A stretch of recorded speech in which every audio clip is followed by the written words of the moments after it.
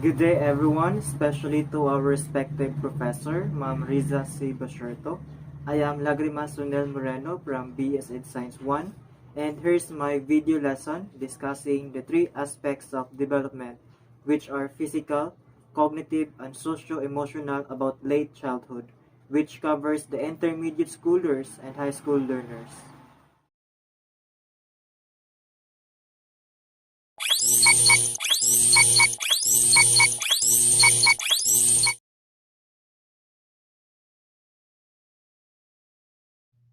We are now on Unit 5, Late Childhood, on the Intermediate Schooler. In this lesson, we'll be discussing the physical development, cognitive development, and socio-emotional development. Our lesson 1 will be on physical development of intermediate schoolers. This will be our learning outcomes.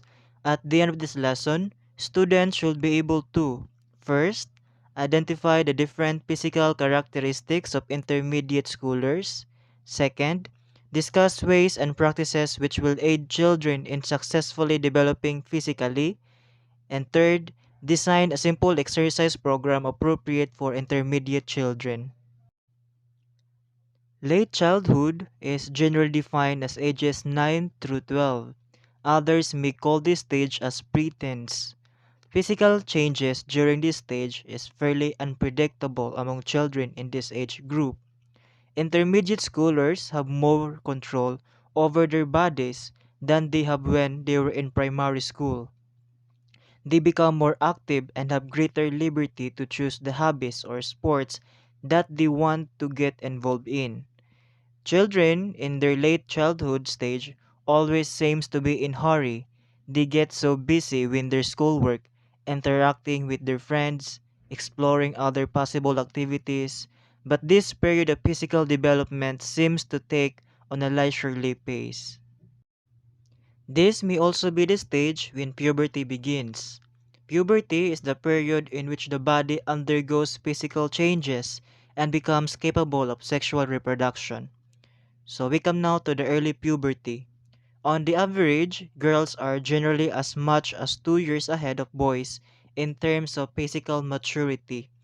Puberty may begin early, budding breast for girls, which is the initial sign of puberty. Some girls may also start with their menstrual period as early as 8 and some as late as 13. Puberty changes starts when the brain triggers the production of sex hormones. Here are some changes that may happen to both girls and boys during early puberty.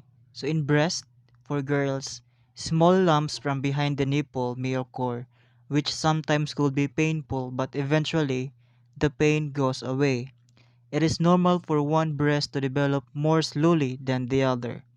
For boys, may also have swelling on their chest but tends to go away within a year or two. And genitals. For girls, the vulva starts and increase a bit. The vagina gets longer. The uterus gets bigger. For boys, subtle may increase in testicle size. Penis and scrotum starts to grow. Semen may be released when he is awake or even during sleep. In hair growth. For girls, hair will start to grow in the armpits and pubic area. For boys, hair will start to grow and become thicker. New hair will also grow in the armpits and pubic area around the genitals. May start developing chest and facial hair. Height, weight, and muscle development. During late childhood, a child's weight on average may be 2.3 to 3.2 kilograms per year. Weight increase was mainly due to the increase in size of skeletal and muscular system as well as several organs. An average of 2.5 inches in height and an average of an inch in head circumference each year. Children during this stage may experience growth spurts, sudden boost in height and weight, which is usually accompanied by increase in appetite and food intake. Many of the bodily structures like the liver, muscles, skeletons, kidneys, and face follow a normal curve of development for both girls and boys. Other structures like the brain, intestines, and growth organs and bodily systems mature at their own time. thus affecting growth patterns. Increase in body fats also occurs in preparation for the growth that occurs during adolescence.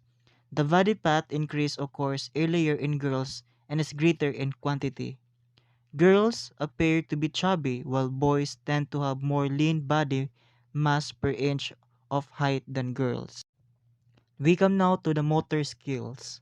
During this stage, movement or the muscles and bones become more coordinated. At age of 10 or 11 years, most children will have learned to play sports. These physical skills become a source of pleasure and great achievement to the children. In activities that use large muscles activities, boys tend to be more nimble than girls. Children in their late childhood is far from being physically mature. This is because they need time to refine their skills, so they prefer active rather than passive movements.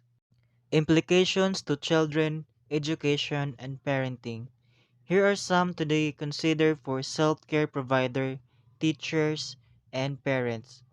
Provide sample opportunities at home and in school for physical exercises and sports. Encourage children to participate in varied worthwhile activities until they are able to discover the ones they are interested in. Develop a strong emotional attachment with your children so as to address any insecurities and social concerns. Since children at this stage have more control over their eating, provide them with healthier food choices. So we are now on lesson 2 on cognitive development of intermediate schoolers. So this will be our learning outcomes.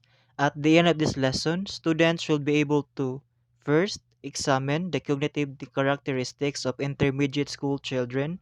Second, discuss important factors that affect the cognitive development of intermediate school children. And third, enumerate ways on how teachers can promote creativity in the learning environment, learning activities, and instructional materials. Since children in this stage are already in their late childhood, rapid development of mental skills is evident. Reasoning and logical thinking are still very limited, but with proper guidance and nurturance from parents, teachers, and the rest of the community, these children can easily succeed in their intellectual endeavors.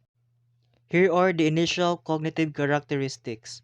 Intermediate school children greatly enjoy the cognitive abilities that they can now utilize more effectively as compared to their thinking skills during their primary years. Their ability to use logic and reasoning gives them chances to think about what they want and how to get it. They now become very interested in talking about the future or even their potential careers. They are even capable of understanding concepts without having direct hands-on experiences. Reading development. Children in this stage is marked by a wide application of a word attack. They are no longer into fairy tales and magic type of stories, but are more interested in longer and more complex reading materials. In attention, their span of attention is dependent on how much is required by the given task. In terms of schoolwork, older children can concentrate if they are highly interested in what they are doing. In creativity, children at this stage are open to explore new things. They just need a little guidance and support from parents, teachers, and people around them. Creativity in children is encouraged when the activities encourage different responses from each child, celebrate uniqueness, break stereotypes, value process over product, reduce stress and anxiety in children, and minimize competition and external rewards. So we are now on the impact of media to the intermediate schoolers in terms of their cognitive development. The impact of the use of television and other media like the computer has gained popularity because students are given more opportunity to communicate effectively in speech and in writing, work collaboratively, use technological tools, analyze problems, set goals, and formulate strategies for achieving those goals, and seek out information or skills on their own as needed to meet their goals. Media and aggression. Violence and aggression are often dubbed as one of the results of media. According to the Public Health Summit in 2000, the following are some of the negative results of media. Children will increase antisocial and aggressive behavior. Children may become less sensitive to violence and those who suffer from violence. Children may view the world as violent and mean, becoming more fearful of being a victim of violence. Children will desire to see more violence in entertainment and real life, and children will view violence as an acceptable way to settle conflicts. Implications to childcare, education, and parenting. Parents, childcare providers, and teachers should be able to recognize this through being an eager participant in children's growth and development, understanding how to use the children's natural curiosity to help make the appropriate developmental leaps in their skills and abilities, and creating an atmosphere where risks can be taken and discoveries made while children remain safe. We are now on Lesson 3, Socio-emotional Development of Intermediate Schoolers. Our learning outcomes at the end of this lesson, students should be able to identify the socio-emotional characteristics of children in their late childhood stage, determine the qualities of family life that affect older children's development including changes in family interactions, interview a parent regarding their child's socio-emotional development. At this period of socio-emotional development, children are spending less time in the home. They are already used to interacting with different ages and gender. Understanding self-competence, self-identity, and self-concept. Self-competence is the most widely recognized characteristics of this period of development. This is what Erik Erikson referred to when he described the developmental tasks of middle childhood, the social crisis, industry versus inferiority. Industry refers to the drive to acquire new skill and do meaningful work. The child should have a growing sense of competence. During late childhood, children cannot describe themselves with internal and psychological characteristics and traits. They most likely employ more social comparison, distinguishing themselves from others. In emotional development, children in this stage increase understanding that more than one emotion can be experienced in a single experience. Another milestone in this stage is the development of the children's emotional intelligence, which involves the ability to monitor feelings of oneself and others to guide and motivate behavior. There are four main areas of emotional intelligence. First is the developing emotional self-awareness. Second, managing emotions, which is the self-control. Third, reading emotions, which is the perspective taking. And lastly, handling emotion, which resolve problems. Building friendships. As children go through their late childhood, the time they spend in peer interaction increases. There are five types of peer status. First is popular, frequently nominated as the best friend and one who is really disliked by peers. Second is average, receive an average number of positive and negative nominations from peers. Third, neglected, very seldom nominated as best friend but is not really disliked. Fourth, rejected, infrequently nominated as a best friend but one who is also disliked by peers. And lastly is controversial, frequently nominated as a best friend but at the same time is disliked by peers. Popular children have the following skills which peers find very positive, and the result they become the most favored in the group. They give out reinforcement, they act naturally, they listen carefully and keep open communication, they are happy and are in control of their negative emotions, they show enthusiasm and concern for others. On the other hand, here are the characteristics of neglected children and why the group or majority of the peers develop negative feelings towards them. They have participate less in the classroom. They have negative attitudes on school tardiness and attendance. They are more often reported as being lonely. They are aggressive. In boys, they become impulsive, have problems in being attentive and disruptive. They are emotionally reactive and slow to calm down. They have fewer social skills to make and maintain friends. In family support at this stage is crucial.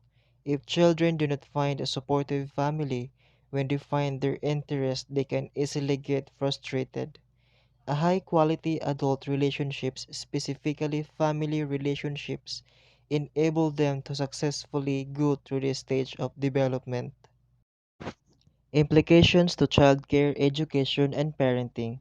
Healthcare providers, teachers, and parents should be able to gain understanding of their child's socio-emotional strengths and weaknesses by encouraging children to talk about their feelings without doing it forcefully. Provide opportunities for children to build relationships with teachers and fellow classmates. Remind children that friendships have their ups and downs and that occasionally conflicts and arguments can be healthy.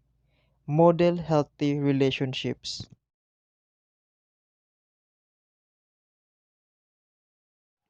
We are now on Unit 6, Adolescence, which is the high school learner. This will be the content of our discussion. Lesson 1 will be the physical development, Lesson 2 will be cognitive development, and Lesson 3 will be the socio-emotional development. Our Lesson 1 is all about physical development of high school learners. This will be our learning outcomes. At the end of this lesson, students should be able to describe the physical and sexual changes accompanying puberty, identify the psychological consequences of early and late physical maturation in adolescence, identify factors that enhance or impede the socio-emotional development of adolescent, and lastly, identify causes of possible trait disorders and ways of coping with them.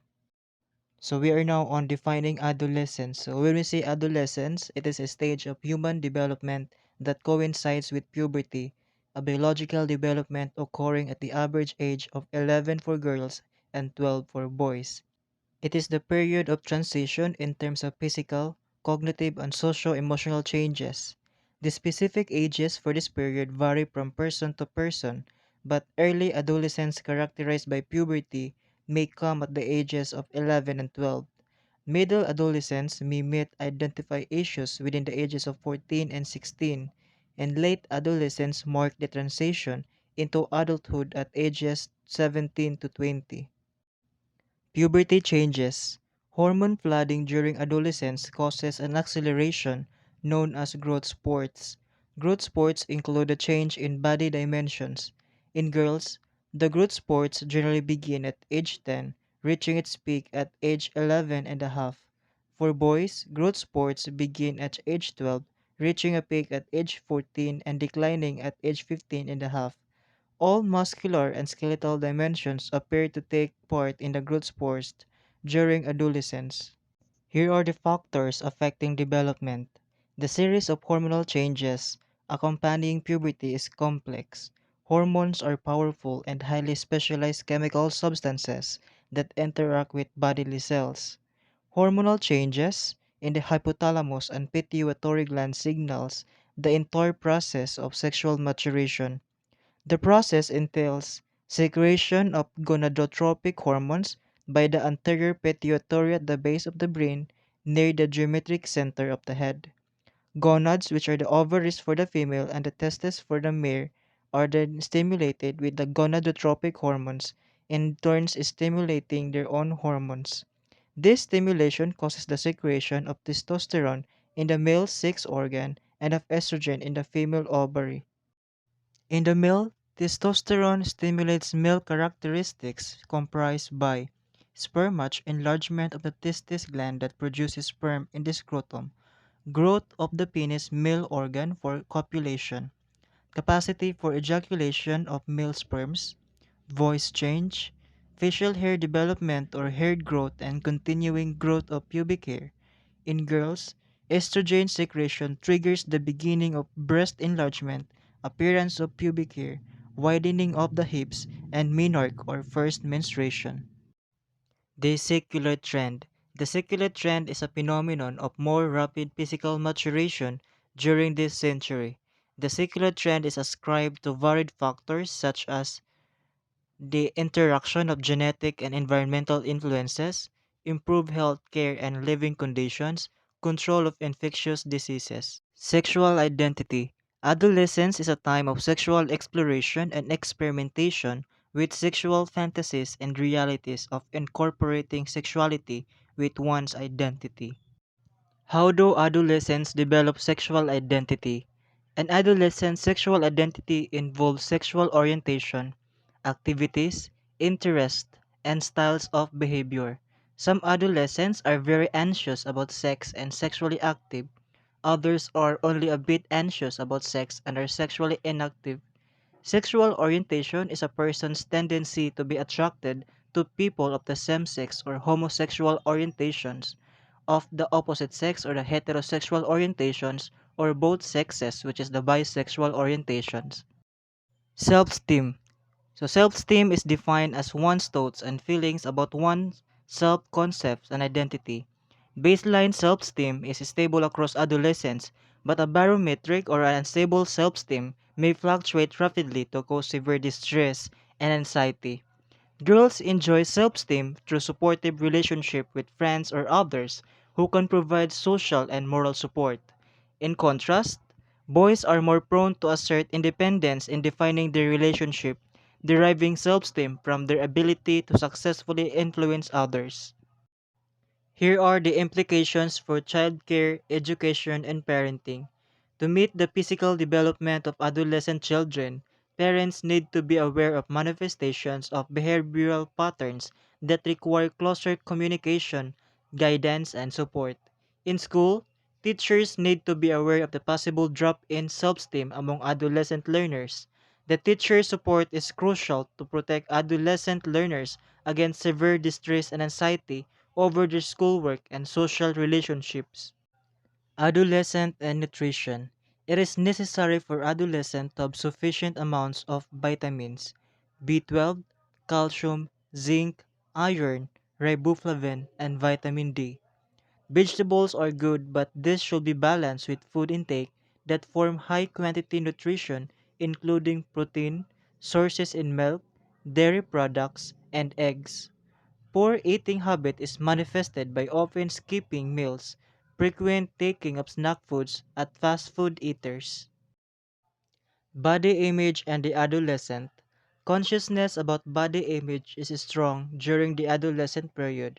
It is important that adolescents feel confident about how they look, but the physical features of the human body depend on genetic heritage, which must be prepared. However, there is more to body image than physical looks, and this concern good habits in relation to cleanliness and grooming, proper wearing of clothes according to current styles, erect body posture, decorum, which is the good form and confidence, and decency. We are now on lesson 2, which is the cognitive development of high school learners. Our learning outcomes. At the end of this lesson, students should be able to describe the cognitive development of adolescent in light of Piaget's and Sigler's cognitive development theories. Second, explain the consequences of the adolescent's cognitive development on their behavior. And lastly, define overachievement and underachievement and propose solutions to underachievement. Adolescence is a time of rapid cognitive development. At this stage of development, there is a decrease in egocentric thoughts, while the individual thinking takes more of an abstract form. These changes are marked by the acquisition of new cognitive skills due to the brain's increasing in weight and refining synaptic connection, which is known as the corpus callosum, which join and coordinate the two hemispheres of the brain. Another brain development is the process of correlated temporal and practical areas known as melanation. The second development covers the brain system whose executive functions relate to attention, verbal fluency, language, and planning. Through brain scanning, three peaks in the brain maturation have been identified by neurological scientists, and these are at age 12, age 15, and age 18.5, coinciding with operational thinking processes for logical reasoning.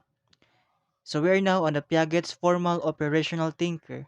Piaget formulated the theory of formal operational thinking, which demonstrates how the cognitive capacity of the adolescents allows him or her to go beyond sensible and concrete ideas. Formal operational thinking consists in: first, propositional thinking. It is a making assertions outside visual evidence and stating what may be possible in things not seen by the eyes. Second is the relativistic thinking. It is subjectively making an opinion on facts involving one's bias, prejudice, or distortion of facts which may be either right or wrong. Third is the real versus possible. It is examining a situation and exploring the possible in terms of situation or solutions. For Piaget, one indication of the presence of formal operational thinking is the ability of the adolescent thinker for combination analysis, which is taking stock of the effects of several variables in a situation. Ziegler's information processing skills. As in information processing theories, Robert Ziegler views the influence of the environment on thinking.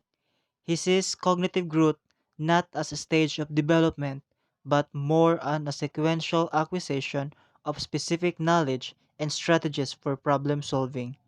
In his experiments, Ziegler used role models in relation to balance, weight, distance, conflict distance, and other conflict problems.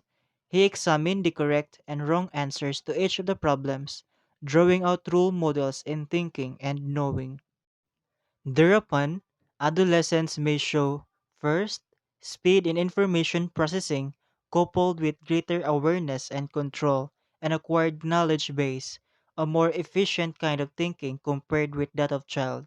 Second, complexity by way of considering longer-term implications and possibilities beyond here and now. Third, increased volume of information processing coupled with longer memory span.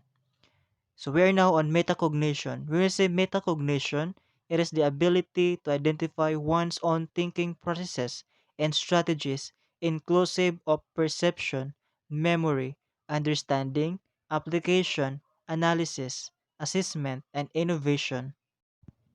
Another important development is the ability of the adolescent for information processing. Information theorist Robert Ziegler says a sequential acquisition of specific knowledge and strategies for problem solving.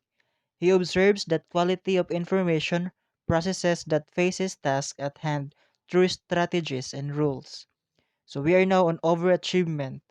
During adolescence, he or she can achieve very high academic grades in spite of not getting IQ grades that are the top 3 or 5% of the bell curve.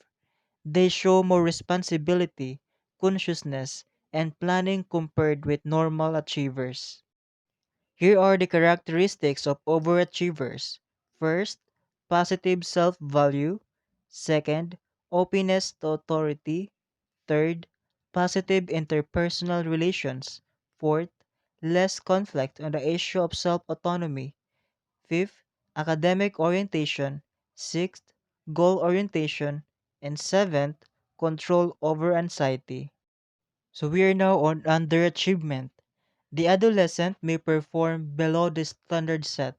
Possible potentials do not cope with the opportunity to learn and score in the top quarter of measured academic ability. There are two types of underachievers: the withdrawn and the aggressive underachievers. Withdrawn underachievers refers to those who have a more pronounced tendency to be passive, resulting in being submissive and docile. Aggressive underachievers are those who tend to be talkative, disruptive, and rebellious. Behavior and adolescent cognitive growth. There are behavioral tendencies which may accompany cognitive growth during adolescence. These are egocentrism, idealism, and increased argumentativeness.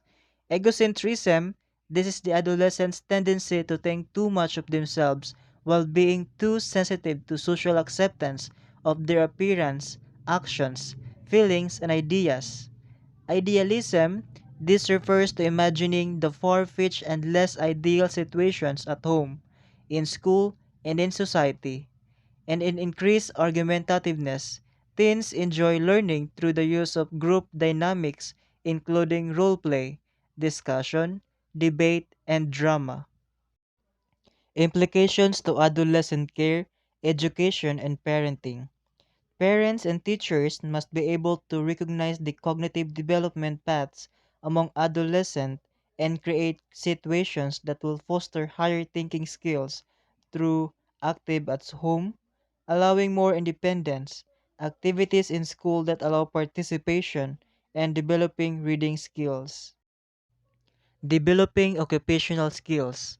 Theorist John Holland has identified basic personality factors that match with attitude and work preferences.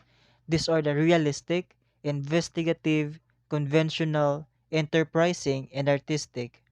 Realistic, this personality type prefers practical tasks, including those requiring physical labor and motor coordination and less of interpersonal skills. Investigative, this prefers tasks that are conceptual, such as in the fields of science and technology, such as chemists, scientists, technologists, and etc. Conventional, this prefers structured tasks that cater to the needs of others, such as in office jobs and manual labor. Enterprising, this prefers independence and innovation in business and other enterprises that reflect autonomy and personal initiative. Artistic, this prefers unstructured tasks that show ability for self-expression, such as from artists, musicians, and performers.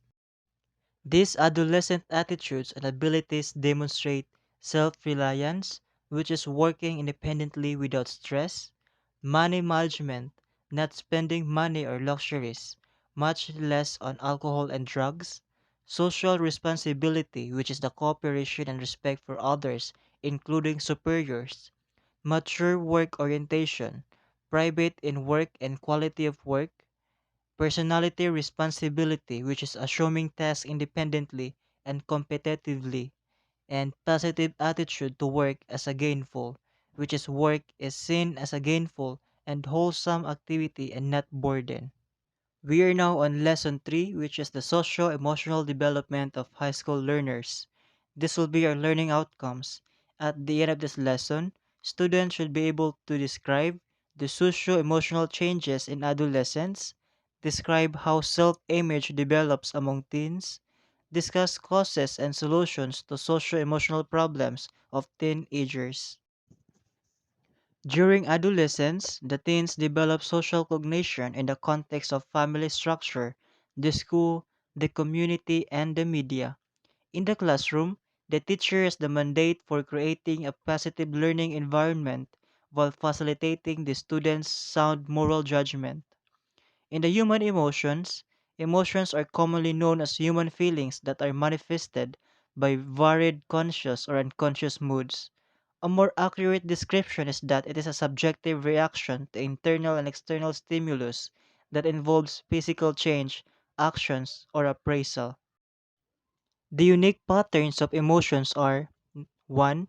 Event that is strong or important. Number 2. Physiological changes in heart pulse rate, brain activity, hormone levels, and body temperature. 3. Readiness for action, often described as fight or flight. 4. Dependence of the emotions on how the stimulus is appraised or interpreted. Positive and negative emotions.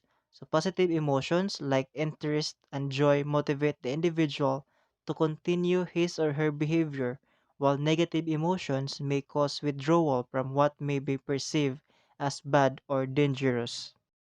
For Charles Darwin, there are six basic emotions, namely interest, joy or happiness, sadness, anger, disgust, and fear. Other scientists expanded the list to include love, pride, hope, gratitude, compassion, jealousy, and anxiety. Social emotions. Social emotion starts to emerge as early as the toddler years, which is the 15 to 24 months, comprised by such feelings as envy, embarrassment, shame, guilt, and pride. Observable emotions during these years may not be accurate, but they can be a problem if they not controlled. Girls are more skilled in regulating emotions, but they are more likely than boys to be anxious and twice as likely to be depressed. Adolescent girls are more likely than boys to have both negative and positive interactions with family and friends. Adolescents especially feel stress, usually from relationship with parents, friends, sweethearts, also from pressure of schoolwork. Thus, adolescents are stereotyped as moody and negative, poor emotion control. An important lesson for high school teachers is you should not simply dismiss emotional negativity as a normal phase, but should address the needs of teenagers who are chronically unhappy or moody. The adolescent and social media. Adolescents have the highest rates of use of video games, texting, social networking through Facebook, and portable gadgets for music, mobile communication, and virtual reality games. Findings indicate that electronic communication negatively affects adolescent social development. Girls are particularly vulnerable to online socializing, while boys socializing in internet cafes lower their academic work and achievement. Socially insecure teens become victims rather than beneficiaries of the modern gadgets innovations of the digital age. Implications to adolescent care, education, and parenting. The overall implication is that emotional skills influence the adolescent learner's success in classwork. Learners who are able to regulate their emotions tend to be happier, better liked, and better to pay attention and learn. The teacher plays the most important role in promoting positive changes for the adolescent.